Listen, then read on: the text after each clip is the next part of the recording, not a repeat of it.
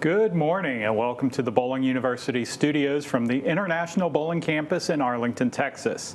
I'm Gerald Morrow and I'll be your host for this edition of the Bowling University Tuesday Morning Profit Break. Thank you for joining us.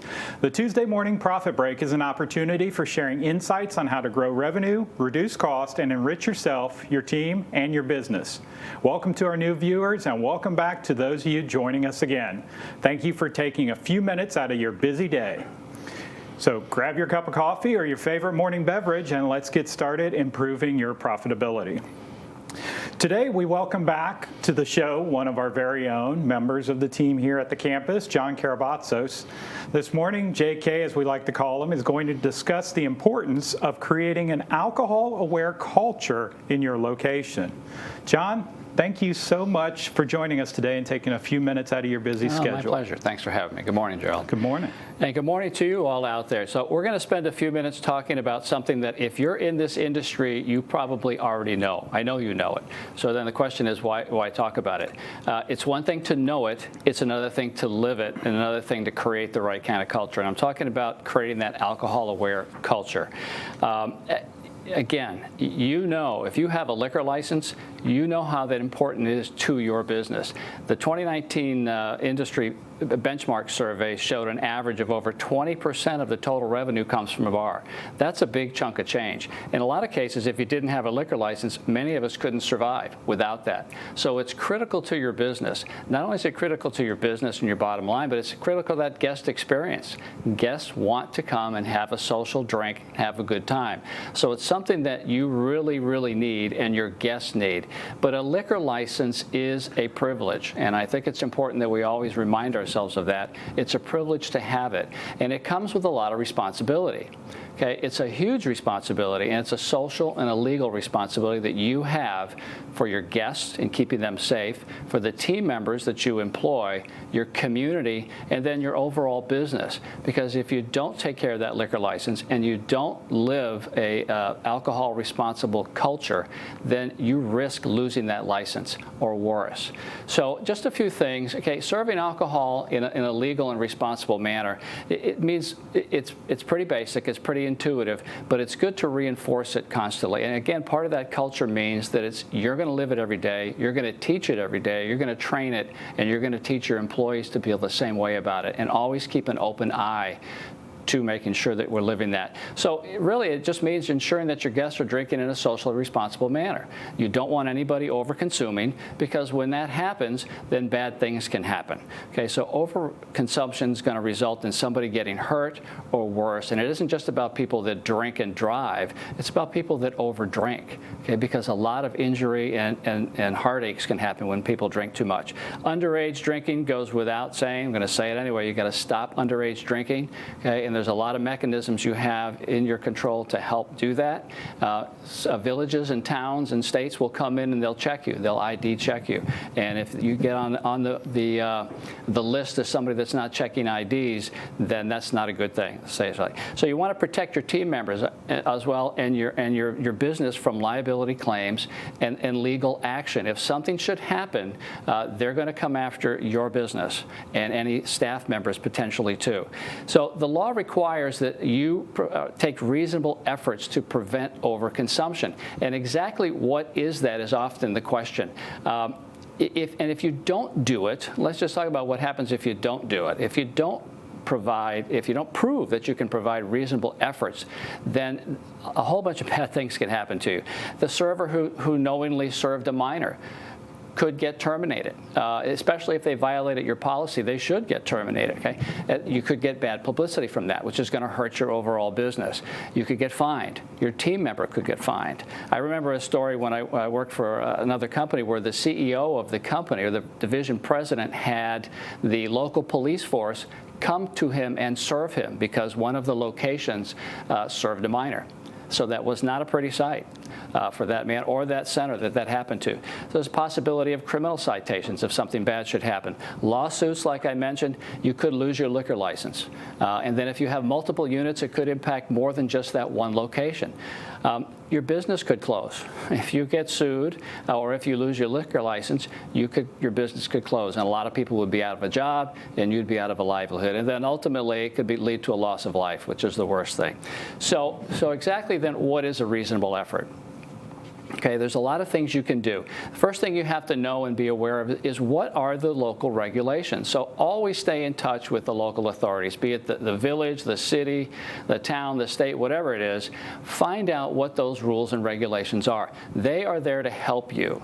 Make sure you know and you live it. So learn how to lean on them a little bit, okay? So know what the certification requirements are, and they vary by state and they vary by municipality too. Some villages will ask that every bartender actually get certified in a certain be it tips or serve safe alcohol.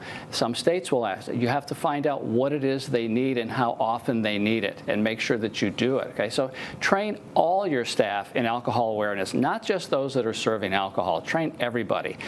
Certification requires an approved course. We have a couple of courses in the on-demand training which are to augment these. They're not in place of certification, but they're a great way to keep it top of mind with your staff so that they understand and are reminded about serving alcohol responsibly. But the only way to get certified is through an approved course, and you have to check with your state or municipality on it. But TIPS is one, and Serve Safe is another. They're both great courses. They're not that expensive, so even if you don't have to do it by your state, I would highly recommend that you do it. It's a great investment in your business and making sure that you serve responsibly.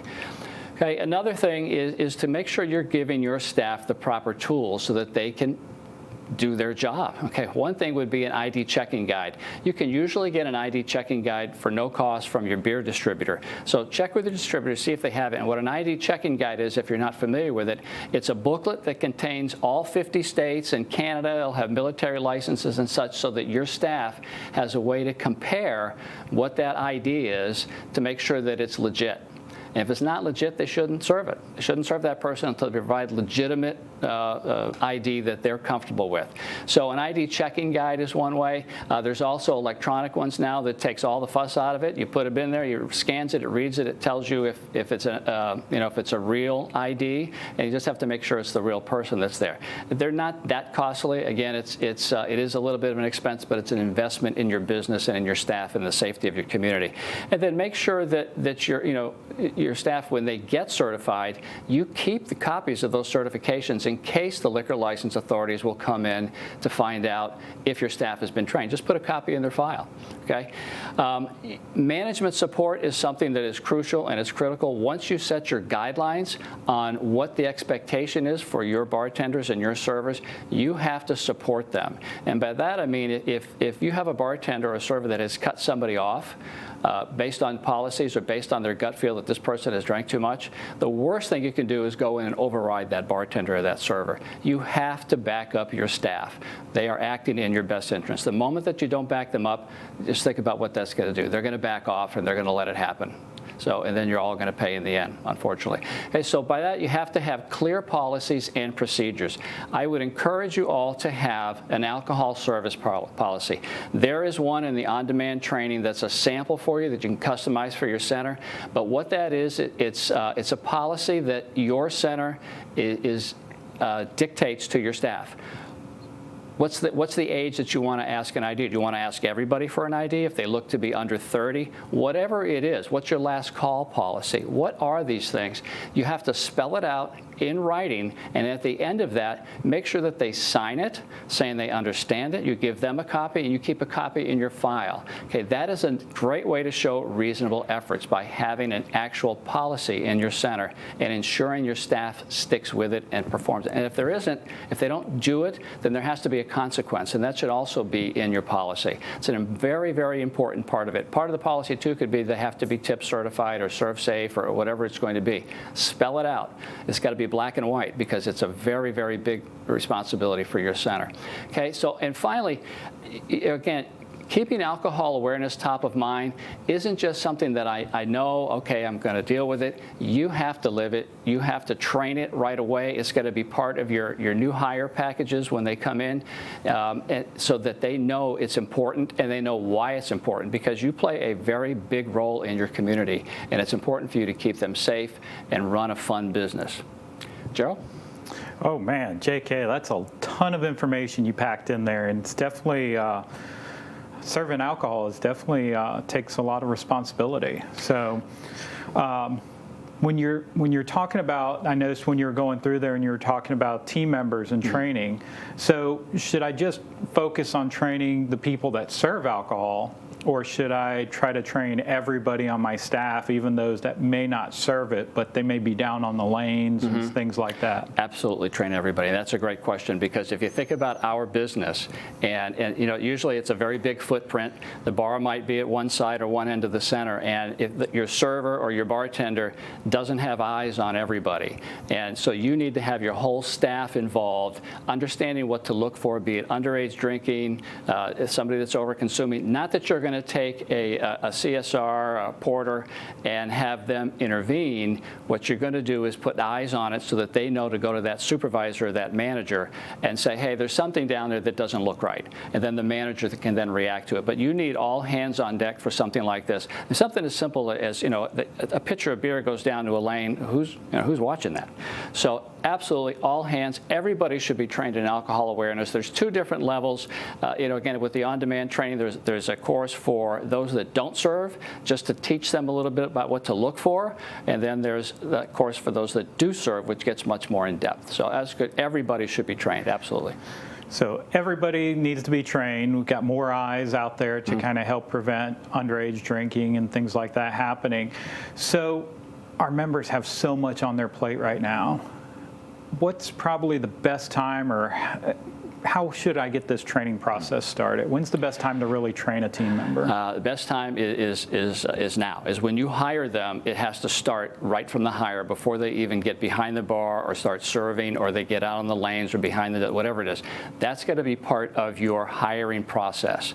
And because again, it's going to reinforce that culture that this is important to us. For those that are already on staff, you've got to do it immediately. Go back, start that process, get them trained so that everybody is trained. Set yourself some goals, some timelines. Everybody needs to be trained. Generally speaking, our staff is aware. We see that most people do drink conservatively and socially responsible. It's the one that doesn't that's going to make us pay. So now is the best time to train. Okay. So yeah, they definitely got to get on top of this right away. One last question. So when we look at training and we're thinking about this, how long should we anticipate for training team members? Should we put aside several hours? And then also a second part to that, should we do this on a regular basis, or just when we hire them and we start training them now, is that train them and be done? No. Again, if you're going to create a culture, then it's an ongoing commitment to that. So for anything you want to reinforce, it's an ongoing commitment. Time-wise, it depends. If you do something like a tip serving or a serve safe, that's going to take a day. That's a better part of a day for somebody to come in. Now, there are options nowadays where they can do it online, so it doesn't take as much time, but it's at least a half a day. So the time is inconsequential. It's something that you have to set aside, because not only is it the right thing to do, it's the smart thing to do. So it could take anywhere from a half a day to a day to get that certification. But then the ongoing training, a lot of that comes with management reinforcement. And just when you see things, when you're walking around the center, when you go behind the bar, ask the questions, see how they're doing, and just to keep that always top of mind is what you want to do. So it's a commitment without a doubt, especially with proprietors are so busy with what they're doing. But this is really a critical area that, again, we all know, but we don't necessarily react or act upon it daily, because there's so many other things that we take for granted that people are watching it, and it just may not happen unless you reinforce it.